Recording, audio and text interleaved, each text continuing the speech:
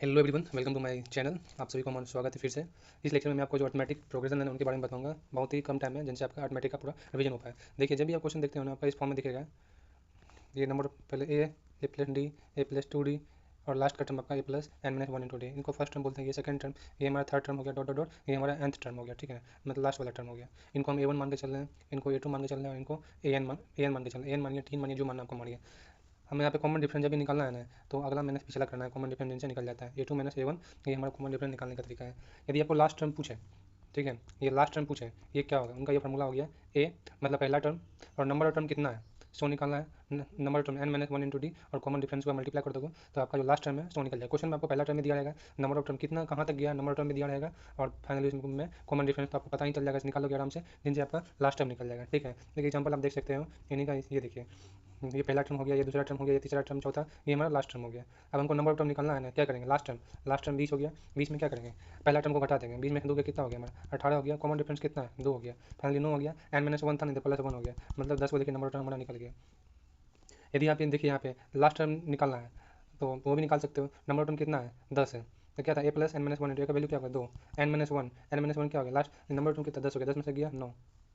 और डी कितना है, कॉमन डिफरेंस 2 है, गुना 2, 9 दूना 18 तो 20। देखिए इतना आ गया ना, देखिए बहुत ही आसानी से आ गया। एक और फॉर्मूला है कि जितना नंबर ऑफ टर्म दे रखा है ना, यदि जितना नंबर ऑफ टर्म 2 4 6 8 है, इसको जोड़ने के बाद क्या आएगा, सो निकालना है। इसमें आप ये फॉर्मूला अप्लाई कर सकते हो। जितना नंबर ऑफ टर्म दे रखा है ना, उनको आप 2 से डिवाइड कर दो, 2 से डिवाइड कर दिए, काट दिया, और first term plus last term को जोड़ के नंबर ऑफ टर्म का आधा जो किए थे उनसे मल्टीप्लाई कर दीजिए, आपका टोटल सम निकल जाएगा। दूसरा तरीका है, नंबर ऑफ टर्म का आधा कर दीजिए n/2, जो पहला टर्म है उसका दुगना कर दीजिए, 2a plus N minus one into D कर दीजिए, जिनसे ये निकल जाएगा। ठीक है, एक और देखिए क्वेश्चन आप देखे होंगे कि सीक्वेंस में जैसे नेचुरल नंबर तरह 1 2 3 4 5 डॉट डॉट डॉट एन तक जा रहा है, इसमें ये हमें ये नेचुरल नंबर के फॉर्म में ही रहेगा, प्राकृतिक संख्या ही रहेगा। ऐसा क्वेश्चन आप कैसे सॉल्व करोगे, सिंपल है। जितना नंबर ऑफ टर्म है ना, जो लास्ट टर्म एन है, तो एन में एक, एन में एक जोड़ दिए, एन में एक जोड़ दिए, जो एन था उनको मल्टीप्लाई कर दिए, N into N plus one by two. एक ये मेथड हो गया। दूसरा है जो हमारा first term plus last term मतलब एन प्लस वन हो गया, उनको जोड़ दिया।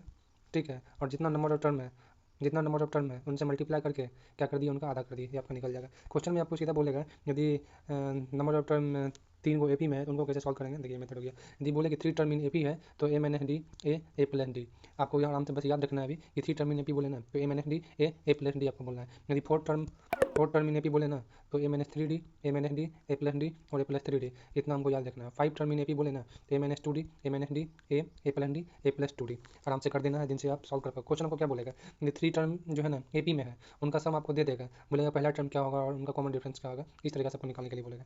फाइनली ये कैसा लगा कमेंट करके बताना। यदि अच्छा लगे तो प्लीज़ शेयर और सब्सक्राइब जरूर करना। Thank you.